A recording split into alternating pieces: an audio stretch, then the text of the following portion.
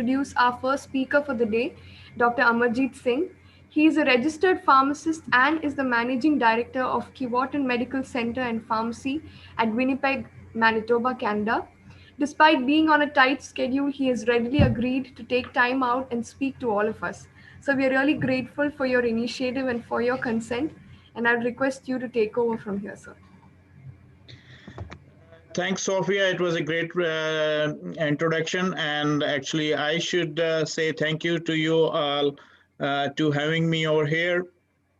As Yes. you said, I'm a registered pharmacist here in Canada, and being involved in the community pharmacy in Canada, uh, I had this opportunity to introduce about that how pharmacy things works in Canada. Yes, sir. So again, I thanks everybody for having me here in this talk or in this conference, I would say. So I'll start with this how community pharmacy works in here. So about nearly 11,000 community pharmacies are there in Canada, like which they deal directly with the people in local area. Uh, Here there are different way of setting. Some of the pharmacies they just operate independently, and others they are a part of big, the box stores like the Walmart and Superstore. They have big grocery stores, and in the one on the corner they have their own pharmacies. So it's a basically more of a providing all the services under one roof. So this is how about 11, approximately 10,500 community pharmacies are there in Canada. And the pharmacist here in Canada, actually, it's a very important link between the different healthcares, like especially between the doctors and consumer, of course, the patient, and then nurses. So it's a big link in between all these operations. So how one can, who can be the owner and of the pharmacy in Canada? Basically, it's a very regulated profession in Canada. Just like in India, we have that's regulated. So it's the same way here. Like Canada has about 10 provinces and 3 territories. They all have their own college of pharmacists. Like in India, we have the pharmacy council, central pharmacy council, and then state pharmacy councils. Basically, all the pharmacies they get regulated by the here in Canada, like these provinces, and we call it College of Pharmacists. We don't call them Pharmacy Council or so. Basically it works in the same way. Most basic level, they all the jurisdictions required. Uh, these are set up by the Provincial College of Pharmacists. So they give a license to operate as a pharmacy, and based on the compliance with the province's applicable standards or regulations. Most of the provinces, like they have most, like it's a common standards. Quebec is the tightest, Quebec province has the tightest restrictions. They have more, rules and regulations to operate a pharmacy. And in few provinces, including Quebec, you need to be a pharmacist to own a pharmacist. And nobody can own a pharmacist if he is not a pharmacist. They have to be a pharmacist to own a pharmacy. So Yeah. several other provinces like Alberta, Manitoba, New Brunswick, and Nova Scotia, Ontario, they permit anyone to own a pharmacy provided it is under the pharmacist management. Like the manager should be a pharmacist in those pharmacies. In British Columbia also, you need to be a pharmacist to own a pharmacy. You cannot own a pharmacy if you are not a pharmacist. Okay. So how, like it's a little different when it comes to the Canada. Like we have like most of the health services here in they lie with the the state government, provincial government, or the central government, the federal government we call it. So Canada Health Act mandates that every Canadian has access to a publicly funded and publicly administered universal health plan. So when it comes to if you have to see a doctor, So that need to be like, it's not like that you have to pay the fee to the doctor or anything. No, it's a free to the patient. You can go to the, as long as you have a health card, those are issued by the provinces, means states. And when you have those health cards, you can go to any clinic or any doctor and you can see them, and you don't have to pay. Either provincial government or the central government takes those expenses, and then they pay to the doctors whatever you are seeing the doctor for. Either it is a surgery or you got admitted into the hospital or anything like that, you had to like all those expenses get are paid by the either provincial government or central government. And the community pharmacies, as I said, they are regulated by the Provincial College of Pharmacy. We call it College of Pharmacies. But when it comes to the medications, each and every province has their own way of funding pharmacies. Most of the population, they have to pay their own to buy the drugs or medications. Like depending upon the age or economic class, like if you are a low income group, you may get benefits from the government and you get the free medications, or you are a senior citizen, so in that way you can get the free medication. So it's a more like in India, like if you go to the government hospital, you get free medications, but then if they don't have, you have to buy it from outside. Here you go to the pharmacy, you present the prescription, you get that prescription from the pharmacy. But if you are covered by any state or provincial funding, then you don't have to pay. The pharmacy will get directly paid by the government. So these coverage medications are regulated by the Provincial Health Council. Every province and territory provides some form of publicly funded prescription drug payment assistance. Public access to the drug differs notably across Canada. Like each and every province have their own way of funding these prescription drugs. So as I said, these are provided through the public and private funds. Most public fundings are prescribed drug come through the provincial or territory government health programs, but also from the federal sector and social security funds. So how the method of payment works, like here in Canada, most of the provinces, they don't allow you to charge a profit on the drugs. Like you can have the markup little bit, but the major source of income is the dispensing fee. They most of the provinces, they have their own way of setting up those dispensing fee. In our Manitoba, we have a dispensing fee up to $30. Like any drug, when you bring the prescription to the pharmacy, a pharmacist can charge a set of a prescription fee. Let's say you bring a prescription for amoxicillin. Amoxicillin itself capsules, they cost like, let's say doctor prescribed you amoxicillin 500 milligrams 3 times a day for 10 days. So 30 capsules, pharmacist gives you a 30 capsules. So actual cost of the amoxicillin is about like $3 to $4 of 30 capsules. But on the top of that, you have to pay a dispensing fees or a pharmacy fees, which is depends upon the pharmacy. Like some of the pharmacies, they charge $13, others charge $20, few of them even charge $4. So it's more of a dispensing fee game here to make money in pharmacy. Some of the provinces like Manitoba, we cannot charge markup, but in other provinces, they have a limit of markup. Like some of them, they charge 5%, 10%. But as I said, if you are a cash paying customer, is not much that control in hands of government. Like the pharmacy charges and cash paying customer have to pay it. But if it comes from the government has a set payment.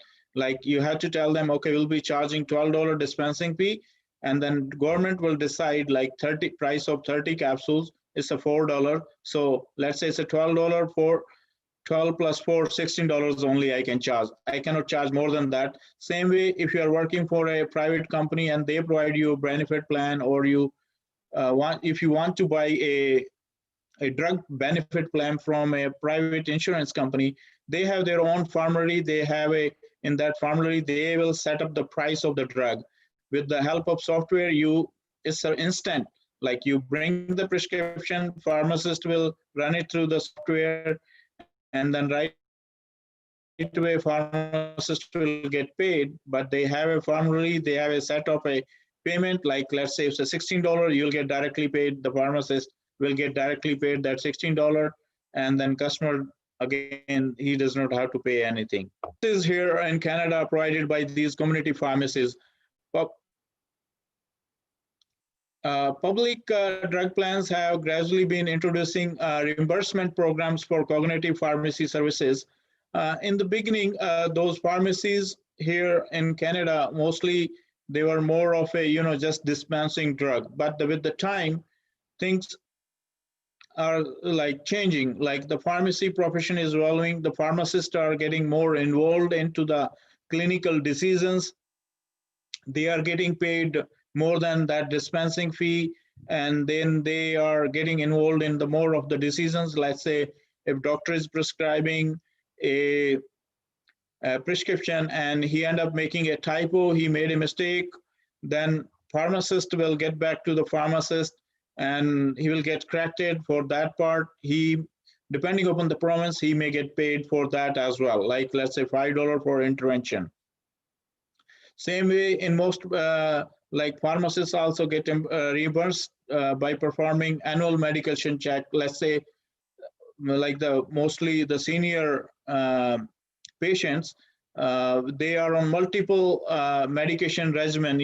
Like let's say they are using diabetic medication, 2 or 3 blood pressure medication for hypertension or a cardiac or anything. So if they are using 7 or 8 prescriptions, then pharmacist is will sit down with this patient and he will do a you will sit down with the patient and he will do a review how the patient is using that medication, whether he is experiencing any side effects or either he is using some over the counter medications which are interacting with those medications, either he's getting full benefit of those medications or not, like how's his blood pressure and all those things. For that also some of the provinces are getting paying to the pharmacist. So it's a kind of another way of it's a changing practice. So there is another way of making pharmacy profession more profitable, but same time the third parties and companies and the governments also, they are trying to save money on the prescription drugs, so they are getting more aware about the pricing on the medications, so they are cutting back on those rebates as well. So types of basic pharmacy service, in a like if you go to a community pharmacy, what are the basic pharmacy services, including like they take the prescription, they process the prescription.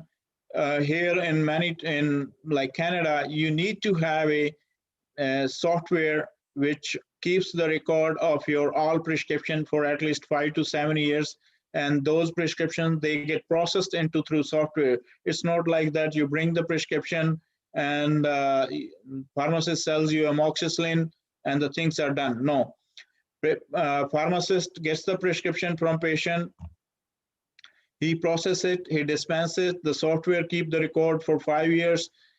College of pharmacists and the drug inspectors, when they come, they can access that software and they can look into the software and check if we made any mistake or whether there was a like rules and regulations being followed or not.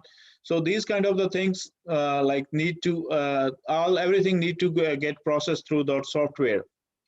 And the another important thing here we do in Canada is a unit drug dose packaging. As I said, the senior patients, when they are on multiple regimen, they need to, most of them, they forget like, which one medication was supposed to taken in the morning, which was supposed to be taken in the evening, and like this kind of stuff. So here we make some bubble packs, like those are the blister packs, we call it. We put the morning slot medication into the morning doses, and then evening slot, we put it in the evening. So this way, patient gets their medication in timely manner, they get more compliance, they remember the medication. these packs, they have a Sunday, Monday, Tuesday, like labeling on it, and then marking, and then again it's a morning marking and then evening marking, so that patient can recognize, okay, this is the medication I was supposed to take it, I didn't take it, I can take it now. So it's a very good thing in the Canadian pharmacy practice, I have noticed. And the other thing is the patient counseling. In Canada, all the promises is a mandatory to counsel a patient on a drug. Like if you go into the pharmacy, when you buy a drug, a prescription drug, pharmacists have to have counsel that patient. Either patient have to say, no, I don't want to get counseled on this medication, I know everything about it. Then we go back to the patient's profile, we put a note on it, okay, patient does not like counseling, he's on this medication for a year, or he knows everything, or whatever he claims knowing about this thing. So otherwise, we had to have counsel, and we have to keep the record of counseling for 7 years.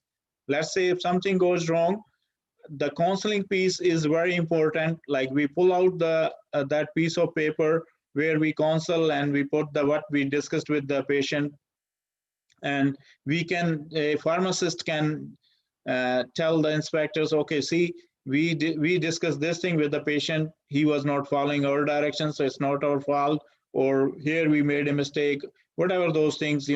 So it's a very important piece in pharmacy practice, we call it patient counseling.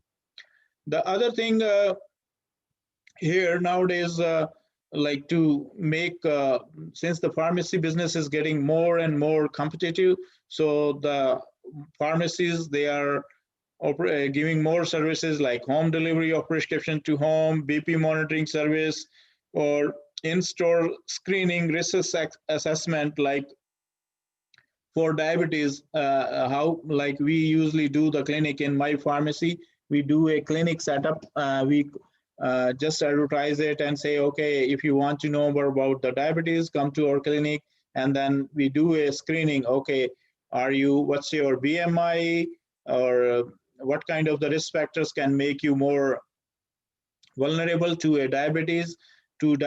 So these kind of the things. And in-store educational seminars program, that again it comes to the risk assessment and all those kind of clinics we organize in our pharmacies. We do some home visits as well, and then documented care plans. Again, it's the same. Like we have to document each and everything which we discuss with the patient. Even patient comes and he brings a prescription and he does not want to get it from us, he goes back. Still, we have to document it, why he didn't get it from us. So again, role of for community pharmacists is improving medication safety nowadays is becoming the Sir, I'd just like to interrupt for a second. Are you sharing your slides, sir, or? Yeah, I'm sharing the slides. Are you not seeing the slides? Amarjeet, sir, are you there? Yes. Hello. Hello. Yeah, sir, are you sharing your slides? Yeah, Just me. I'm sharing the slides. But we can't see the slides, sir. Oh, that's strange. Let me go into the again this thing.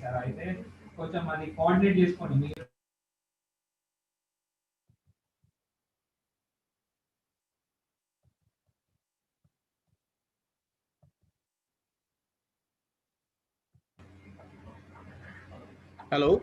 Yes, sir. Uh, I think that's strange. Yeah, we are not able to see your slides, sir. Yeah. Can you see now? Yeah, now we can see. You can put it in slideshow, sir, and continue. Yeah.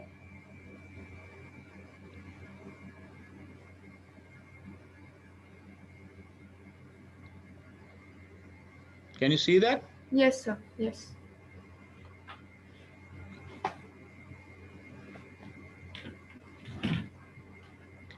So I'm sorry, somehow we missed those slides. So is it working, Sophia? Yes, sir. We can see it clearly. It's moving. Sure. Yeah. So the role of community pharmacist So majorly nowadays slideshow. So slideshow. is not working. Sir, could you No, just it's put it in working. slideshow, sir? Slideshow, sir. Put it in a slideshow mode.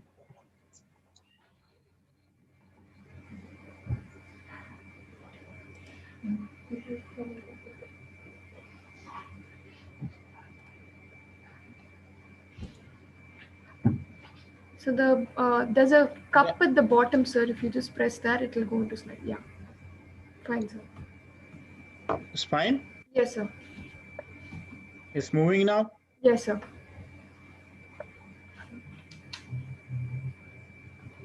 So role of community pharmacist, like the improving medication safety is a major concern for the pharmacists nowadays in Canada. So Canadians, they rely on the prescriptions to manage their health issues. Consequently, as more medications are prescribed, more likely it is that those patients will experience medication interactions.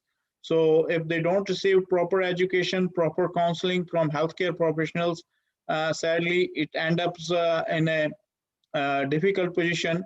So here in Canada, nowadays we focus more on, like as I said, the counseling piece in the dispensing is more regulated now. It's a mandatory to counsel patients. So while counseling, we check the as a pharmacist that we check whether patient who's taking multiple medications are they interacting with each other. Let's say patient is on a atorvastatin like the Lipitor brand, and then doctor he goes to the doctor for any and bacterial infections, and he gets prescribed clarithromycin. So this there is a major drug interaction, and pharmacists need to intervene here. Either he has to talk to the patients, okay, sorry, like these drugs will interact with each other. Either you have to stop your atorvastatin for a few days and then continue with your clarithromycin, or he gets back to the doctor asking him to prescribe something else instead of clarithromycin, and then doctor may come back and say, okay, what do you suggest? So here the pharmacist roles becomes more important because he has to suggest the alternative as well. Like from the same class of medication, let's say clarithromycin, then we may suggest, okay, why you don't prescribe azithromycin? So azithromycin has a least drug interaction with the atorvastatin. And in many cases, some patients, when they visit to the walk-in clinics, so in the walk-in clinic, now, sometimes the doctor it does not have enough time to see the complete profile of patient, and then he just prescribes something. So becomes pharmacist job to watch for those drug interactions, or what's his condition. Let's say he's old patients and gets prescribed lorazepam, which has can increase his fall chances. So for the senior patients, so these kind of things pharmacists have to monitor, and pharmacist becomes equally liable in if there is any drug safety problem comes. Let's say if doctor prescribes something and which end up harming the patient, the patient can go back to the College of Pharmacists and or Health Canada, and can take a legal action against pharmacist and doctor equally. It's not like that, okay, it was prescribed by doctor and pharmacist can get out. No, pharmacists have to get involved equally in those. So in those cases, so that's why it becomes more important for medication safety. Pharmacists, they while counseling, they had to check the drug interactions, or patient is allergic to that medication, or he has experienced any adverse reactions from that class of drugs. Let's say he gets prescriptions for naproxen and he already has a allergic reaction to ibuprofen, so it becomes again pharmacist job to stop it. He should patient should not get that it because he reacted to ibuprofen, and naproxen comes from the same class of medication, so he may get the same kind of adverse reactions from that drug. So this makes the pharmacist job here more relevant in healthcare system in Canada. Ongoing counseling and education is structured framework for patients consultation can, as I said, like we all get involved into this one, and it's improve all those kind of a, whatever the problems can come in the, like when patient is taking those medications. So pharmacists play a vital role connecting patients with other medical professions, and they are specially manage side effects, counsel patients on taking multiple medications effectively and safely. So the other thing in Canada which we face due to the narcotics, like the people who are abusing the drugs, like the opioid we have, this is kind of a universal problem in India. We used to have, like when I was practicing as a pharmacist, we used to have the same problem, like people were misusing the cough syrup, this and that. Here in Canada, we have the same problem. People, they end up, misusing the drugs like codeine, cough preparations, or opioid analgesics. So those kind of things. And it becomes pharmacist duty to stop that kind of a misuse. So we have access to the software which we can monitor. Like you go to, like in my province, we call it the DPIN. So that DPIN keeps the record of each and every patient. Let's say you went to a pharmacy A and got your medication yesterday, a cough syrup with the codeine, and then tomorrow you end up, you finish this, after patient misusing it, and then they go to another doctor, get another prescription for a cough syrup, and they come to the pharmacy B. So the pharmacy B will be able to see right away that this patient has got this codeine syrup from somewhere else yesterday, and that was supposed to last for 7 days. How come he's getting again from us? So he is pharmacist job to stop that. He is not supposed to dispense that drug, and he will put that on hold. And same time, we will inform the doctor that no, sorry sir, he already got it, and you cannot prescribe it. Either they have to justify the use of it, or like let's say he end up spelling it, or that got lost, or whatever. So, and then it has been noticed in several, in last few months, even these, like the people who are misusing it, they are even, the photocopying those prescriptions, like narcotic prescriptions, and they are using it. So it's all pharmacist job to become, becomes more, has to get, so that these guys are not misusing the prescriptions and not forging the prescriptions, and safety and then appropriateness of the prescription is pharmacist job. So care of patients, or earlier, like when in the, like about, let's say if we go back to about 5 to 10 years back, the community pharmacy and then clinical pharmacies, they were totally different. Community pharmacists were not that much engaged into the clinical aspect of the pharmacy profession. Only the clinical pharmacists were more involved in it. But with the things getting, more involved in the pharmacy profession, now the community pharmacists are getting more involved into this thing, and they are providing different services, so that like let's say the drug interaction checking, or safety, or even some of the like the provinces, they have given extra rights to the pharmacist to change the drug prescription even. And other important thing in Canada in the pharmacy profession is we call it compounding. It's a kind of a small scale manufacture of medications. Let's say in India, like we notice that we have lots of, those creams and gels, they come in a different combinations. Like, we have in India Candid B, like clotrimazole and betamethasone, but in Canada, we don't have those kind of combinations. If doctor wants to prescribe a steroid plus antifungal, he has to write it, okay, I'm going to prescribe betamethasone plus clotrimazole in equal quantity, that much of strength. The prescription comes to the pharmacy, And then in that case, we do the mixing in pharmacy itself. It's a kind of a small scale manufacturing. You remember that we used to do in our labs, when we were doing our pharmacy degree. So as a pharmacist being from India, for me, it was a big advantage when I came here. Like here, pharmacists, they don't get that much hand-on experience when they are doing degree in, in their universities.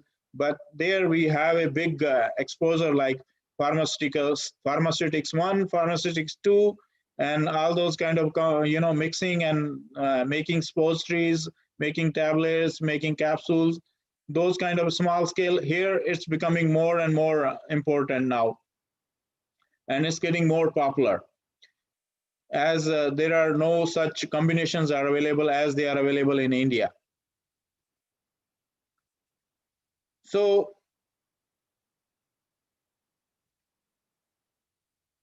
these are the different other services like health promotions and domiciliary services, as I discussed before, that we do home visits to help the seniors, like how they are taking their medications, whether they are taking it properly or not.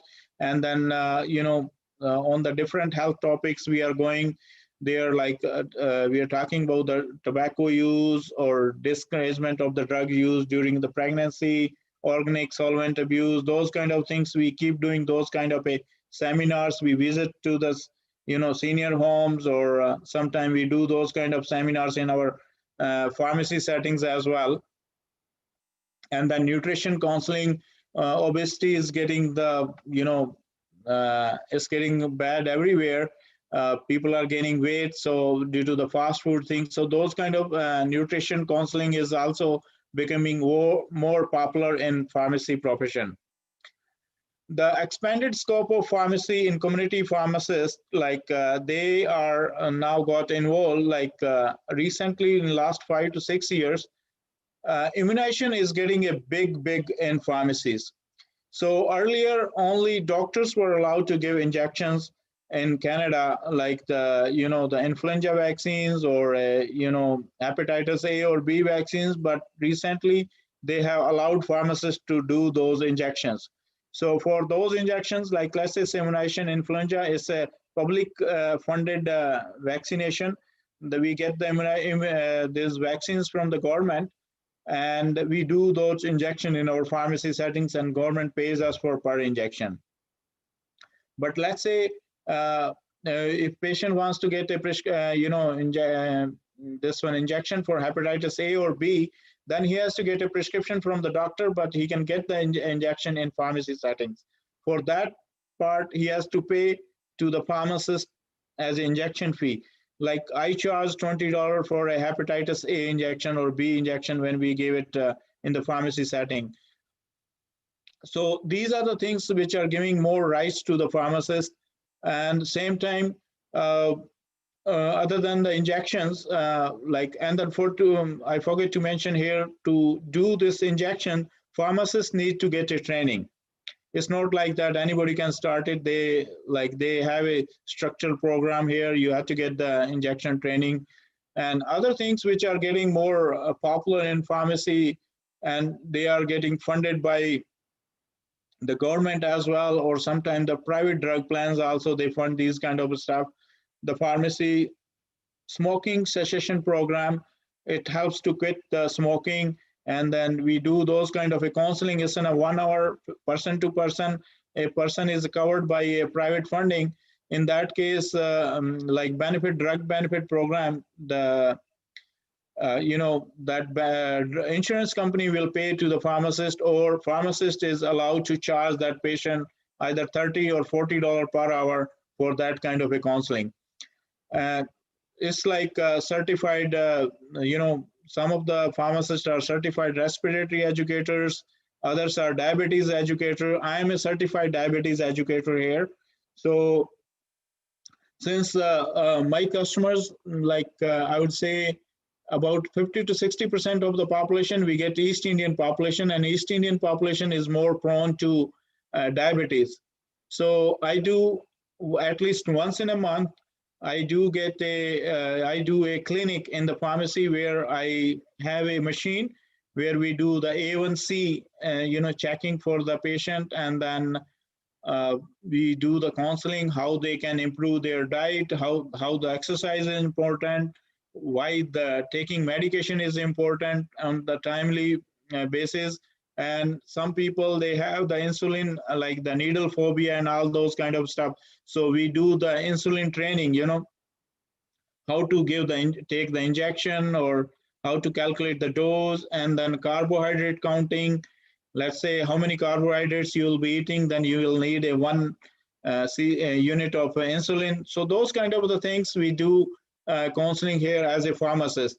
And again, like if they are covered by their private insurance, their private insurance plan will pay for that. Usually they get like two counselings per year from that their drug plan. And if they don't have it, then some of the diabetes educators, they charge like $60 per counseling. So as I do that, so usually once in a month, I do this on Saturday. So I do about 10 patients. So, and I give 40 minutes to every patient to do this counseling on the diabetes. So these are the things, pharmacists are doing here. So Canadian community pharmacist role is moving towards more clinical with every passing day, and then I'm pretty much sure they can play an increasingly important role as part of the primary healthcare team, working with the patient to ensure that they are using medication appropriately, providing information to both physicians, patients about the effectiveness and appropriateness of certain drugs for the certain conditions. As I said, the pharmacists are the very important link here between different healthcare providers. I'll share the experience here, like how things they work here. Like once I was working in the northern community of the Canada here in the Manitoba. So there was we used to have a meeting every Wednesday for the indoor, and the patients who are in hospital, so we call it here indoor. So those patient was having like the nurse came to the doctor in that meeting and said, oh, we are struggling with the potassium level of this patient. So the patient was using, this patient was having the low potassium level. So doctor was sitting there and he said, oh, why don't you add another 2 tablets of potassium? So when I looked into the profile, and the patient was using hydrochlorothiazide for blood pressure, and hydrochlorothiazide, as we all know, causes hyperkalemia. So I drew his attention. Okay, so this is the problem, hypokalemia. So why we don't substitute this drug with the potassium sparing diuretics. So then he switched it to the spironolactone, which is so this way patient like didn't have to take the potassium tablets, and it ended up helping the patient and doctor and nurse. So the pharmacist, and I was there only for 2 weeks, but when I talked to the another girl who was doing that, she said her job is here very important for the whole hospital, because the nurses, doctors, they all rely on her for the drug interactions, for these kind of substitutions. And pharmacist is a big role in the hospital. It's not just like someone who counts the pills. So another aspect in the pharmacy profession is ethics. Here, ethics are considered like Manitoba, in Manitoba College of Pharmacists, or in all those College of Pharmacists, they are very important here. Here, you cannot advertise your pharmacy. Let's say you must have seen in India, oh, sasti and badhiya dawai ki dukaan. No, you cannot advertise like that. So you cannot put a pharmacy's name like that. Okay, cheap medical store. No, you cannot attract patients like this way. So that they give logic on this one, that say, okay, if you say your pharmacy is famous as a cheap medical store, and the patient will wait till your pharmacy open, and by the time the damage will be done, because he won't have pharmacy and medicine. And another few other ethics I would like to mention here, like you cannot dispense for your family. Let's say if my wife gets a prescription, I cannot dispense it for her. She has to go to different pharmacy, because so these kind of they take this thing more seriously here. But again, there is no legal thing. But let's say if you have one illegal thing and you are missing your ethical part, definitely you will get considered as a culprit here.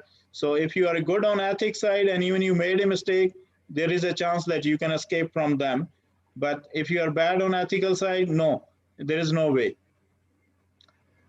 So Right. this is the end of my presentation. Hope I was more clear in the things. Yes, I sir. may be, I think you've shared a very practical experience with all of us, sir. And it's very clear that the role of a community pharmacist in Canada is very extensive. Like, you will definitely know that community pharmacists are not doing maybe even 10% of the roles that you are practicing. There is not much scope of training, or like you have been certified as a diabetic educator. That sort of training program or availability is not here. So, sir, I feel like there are a lot of aspiring candidates, even amongst our participants, who would love to move to Canada, migrate to Canada, and look for opportunities there. So, as pharmacists who are moving to Canada, what would your direction, or what would your counsel be to them? What would their path to being more trained in Canada be? Sophia, it's a very good question actually. You know, as a first of all, I would like to tell all those aspirants that they are not lesser than anybody. Like when it comes to the education, we are far, far better, I would say. Like the way I got my education in Siddhartha, Siddhganga College, like at the time I was feeling, okay, what did I learn? I don't know. But when I came here in Canada, I said, oh my God, and it was that important, I didn't know. But when I end up using those things here, they were so. First of all, we should consider that our education is far, far better. We should not underestimate ourselves. So if you want to move to Canada, uh, your degree is recognized here in uh, Canada. So there is a process you have to follow to get registered to the to get registered as a pharmacist in Canada. So there is a three set of exam. Uh, you have to write a evaluating exam. So first of all, you have to register with the the PCB. So this is the Pharmacy Examination Board of Canada. So that is kind of a pharmacy council. We have Indian Pharmacy Council. So it's the same kind of a setup here. So you apply with them. They will ask for your degrees, and then once they evaluate your degree, they will ask you to write an exam. So that's the only extra exam you have to write. Okay, So that the evaluating exam, when you clear that exam, then you can write another exam, that is the qualifying one exam. okay, So that qualifying one exam, everybody have to write. Either you are a Canadian graduate or an international graduate. okay, So the only extra exam we have as an international graduate is the evaluating exam. So once you pass the evaluating exam, you go to the uh, you know uh, qualifying one exam. Qualifying a one exam is a more of a uh, you know uh, related to the pharmacy. The evaluating exam is more of your basic knowledge. okay, So when you clear that qualifying one exam, then you go to the second exam, that qualifying two, we call it OSCE as well. So that one is a more of a practical. So okay, it's a very interesting, that's the where we struggle. So because we in India, we study pharmacy in a very broad spectrum. We go into the manufacturing as well, we go into the clinical as well. So here the pharmacy studies are more of a clinical side. So in that part, what happens, like in that exam, there they will give you a 16 scenarios. You as a pharmacist, you will sit down, and then a patient will come. A dummy patient will come, and he will bring oh, a prescription, and then you have to consult, and then there is another assessor will be sitting down, and within 7 minutes you have to solve the concern. Okay. Let's say, again, as I discussed that scenario, clarithromycin and atorvastatin, and then you have to look into the profile of patient. Oh, he's taking atorvastatin. You have to consult on that. If you fail to catch that part, you fail that station. Okay. So these kind of we call those 16 stations, and you have to perform good in those stations. So another station will be more of a doctor is calling you or coming to you and asking, okay, what I can prescribe.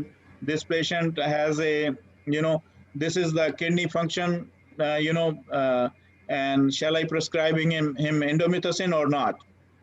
So then you'll say, no, sir, this is with the limited kidney functions, you cannot. Then he will ask for the option. Okay, then go with the prednisolone for acute pain. Okay. So those kind of things. So this is the way that's the clinic, like we call it OSCE. So that's the part where we like our international pharmacy graduates, they struggle. Yeah. But nowadays, it's not that tough. Nowadays, you have more resources. When I came here, I went for the exam, and uh, I'll share that experience like that.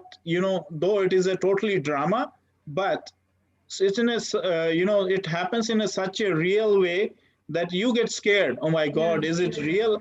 Like my patient, when I was in the went there, and I didn't know how that exam works. So my very first station was like patient came, and he said, he threw the bottle on me at my desk and said, you gave me the wrong medication. I said, oh, madam, cool down. I didn't give you any wrong medication. I'm just here for the exam. So in that part, what happened, like it was a dummy patient coming, and she got a prescription for warfarin 5 milligram, and pharmacist by mistake gave him like 10 milligram prescription. Okay. So then my job was to calm down the patient and explain her that, okay, it happened, you got the 10 milligram, are you experiencing any unusual bleeding or anything like that? And my job was to apologize, but I could not do it because I didn't have any experience in that part, and I got scared. So that happens in a very real kind of a scenario. And but nowadays the trainings are available. There are private institutes, they are giving training, so it's not that difficult. So anybody who wants to enjoy their clinical aspect of the pharmacy, certainly Canada is a good place. Right. Right. So I think, sir, from your talk, the take home message for every participant here would be that in our schooling years, I think we need to work on our practical aspects, go beyond the book, learn more, and know The more exactly the roles of a community pharmacist, so that we can be efficient practitioners back there, right? definitely. So, sir, we really want to acknowledge your presence here. I Sophia, a small. There are some questions in the chat box. Okay. Uh, sir, Amarjeet sir, can you open your chat box? You will be able to see the questions. We have a This is the question for you. yeah. There is a one. Yes. There's a question: scope of pharmacy technician in Canada. A second Mm-hmm. question is is there anything different for the PharmD students, and how often can we have the pharmacist certification renewed? There are Very. yeah. Yeah, these are the very good questions, I would say. Like, we get all the time these questions here when the new pharmacy graduates, they come to Canada and they come to my pharmacy, and everybody wants to work as a pharmacy assistant so that they can get hand-on experience. So scope of pharmacy technician in Canada, nowadays, as I said, to reduce the healthcare expenses, they are giving more rights to the pharmacist. Let's say injections, prescription writings. Let's say the patient is on blood pressure medications. Pharmacist can renew it by himself instead of going back to the doctor. So this is saving governments lots of money, because when earlier the patients were going to the doctors to get the injections, and they were, of course, doctors get paid more than pharmacists. So let's say pharmacist gets like $10 per injection, doctor was getting $20. So now, like this year, at least I think last year, 68,000 injections were given in Manitoba only. So government has saved, like, you multiply 68,000 into $10, how much money they saved. So, but now the pharmacists, they got engaged into the pharmacy. So what they decided to give more, rise to the pharmacy technicians, and they made it more structural training for the pharmacy technicians. Earlier, anybody could work in the pharmacy as a pharmacy assistant. Now they have divided this into two: pharmacy assistant and pharmacy technician. Pharmacy assistant is the person who just counts the medications and get it to the, or enter the prescription into the system software, and then those kind of the I would say more of an assistant, or he or she will help you on the cash, this and that. But pharmacy technician is more of a regulated now. It's the same, you have to write the exam with the pharmacy examination board, and it's the same kind of exam the pharmacists go through with the lesser extent. But then they have more rights, like the pharmacy technicians can take the verbal order from the doctor. If doctor is calling, okay, I want to give Sophia a prescription for amoxicillin for 10 days, so technician can take it, or technician can can do the initial check on the prescription. Let's say it's a refill, patient is using it for 1 year and he has a refill, there's no new prescription, technician can check it. For new prescriptions, pharmacists have to get involved in it, but assistant cannot do it. So yeah, definitely, if you are a diploma holder in India or a degree holder, you come here, you have to write, you can write those exams. You have to do a bridging course that is about 6 to 8 months, and after that you can do you can apply for the pharmacy technician certification. So pharmacy certification technician is up to that part. But and then second question, I was looking into the anything different for Pharm D students. So I forget to mention here, last year, the most in the Canada, they have decided that only the pharmacists, they have to do the Pharm D to become a pharmacist, no longer 4-year degree. You have to earn a Pharm D. So this year was the first year when there was no pharmacy graduate came out, because all those students who are doing 4-year course, they have to go through the extra 2 years. So they have to get Pharm D from the university to become a pharmacist. So third question, how often you have to renew the pharmacist certification? So it's every year. Again, the pharmacy certification is something which is regulated by the State Pharmacy Council. We call it College of Pharmacists, and every year you have to renew it. To renew your certificate or pharmacy license, pharmacist license, it's not like that you say, okay, it's a year, you take the $1,000 fee and renew it. No, you have to do some learning hours. So in Manitoba, it's every province have they have different. In Manitoba, you have to do the 25 points. We call it points. So 25 points means 25-hour learning.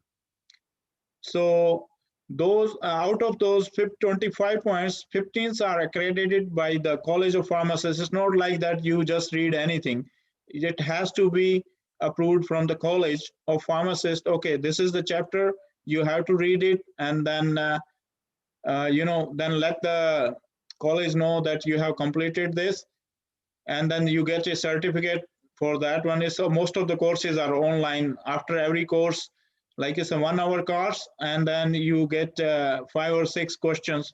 It's more of a subjective, Let's say they will give you a topic of hypertensive. It's a 1-hour information thing, and then you answer those questions.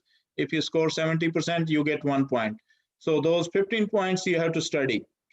And then 10 points, you can say, okay, I did a pharmacy, diabetes clinic. So you don't have to prove those ones, but those 15 ones you need to prove. So every year you can get pharmacy certification as long as you pay the fee to the college and you get those 15 points. And every 5 years you have to renew your criminal record checked up. So let's say if you have done something, any glata or anything, and you have a criminal record, you are automatically not eligible to renew your license. So the other thing, what you call it, they do the child abuse, and then those kind of you have to be clear on those ones. And another thing, you have to be little more careful with the it's not like that you can go on Facebook and you can put anything over there which may be considered as a the information can harm someone. So you can practice only in your pharmacy. It's not like that, okay, you're sitting in a bus and next to someone sitting with you and you start counseling him. No, it has to be a pharmacy setup. So what are the steps can be taken to implement these practices in pharmacy in India? Wow, it's the very tough question. Yes, these steps definitely they can be implemented in India. We are equally good. I would say we are far good than others as long as we have a willpower. If you get the degree and you want to work, you get registered as a pharmacist,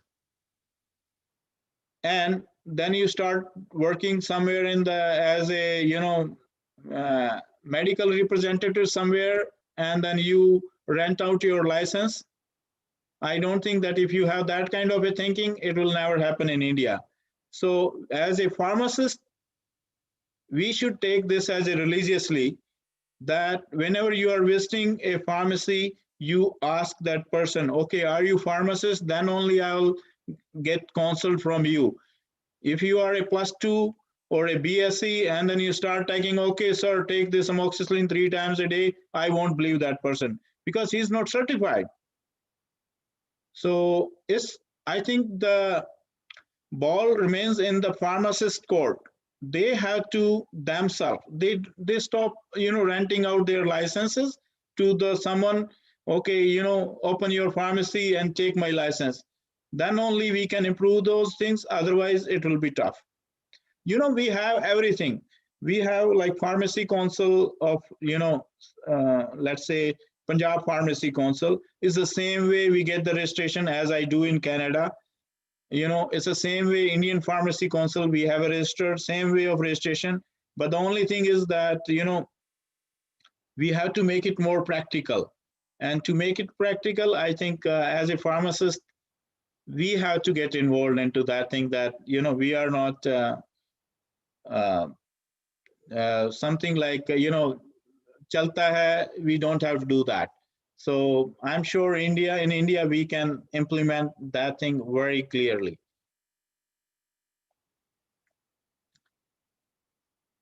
Okay, so the next question is that any exams required for doing any residency in masters for PharmD students, or is it too expensive?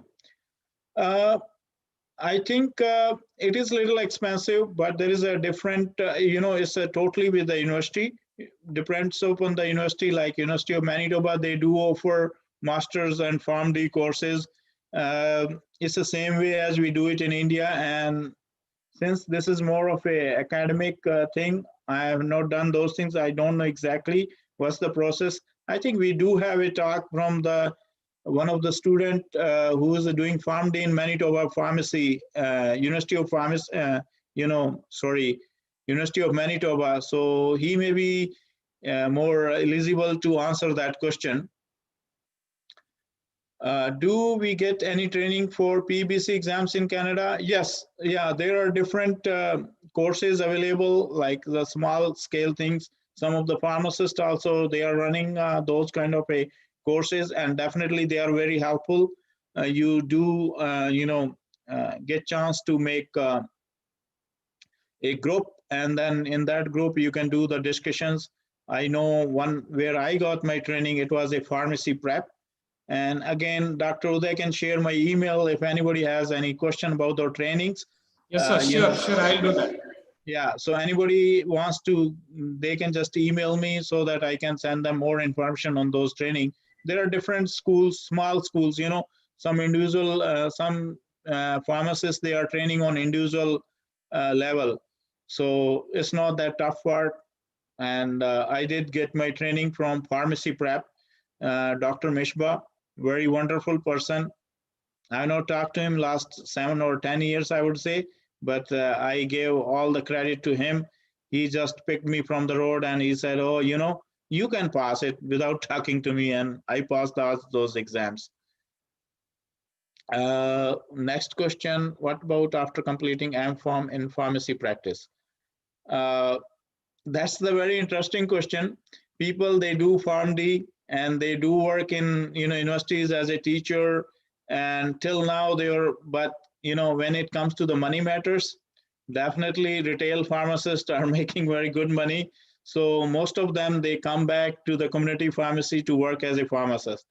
So they start their profession as a teacher, or either they start training or anything kind of those things, but then they come back to the retail pharmacy. So there are different options. You can go into the teaching side, or you can be in the retail practice. But again, to come into the retail practice, you have to write those exams, qualifying 1 and qualifying 2, and then there is an internship depending upon uh, you know uh, which province you are applying for. Some of them, they have 6 months internship, on others they have a year, and then so it's getting a little tougher than it used to be. When I did, it was like 3 months training, but nowadays it's like minimum 6 months everywhere. Okay. I think we've answered most of the questions, sir. Yeah, so I can see in the chat that Shri Krishna Goody, yeah, he's the one who's doing, I think, Farm D in the University of Manitoba, and he'll be the best person to answer anything about the M Farm or Farm D. Um, And yeah, is Dr. Sai on the call?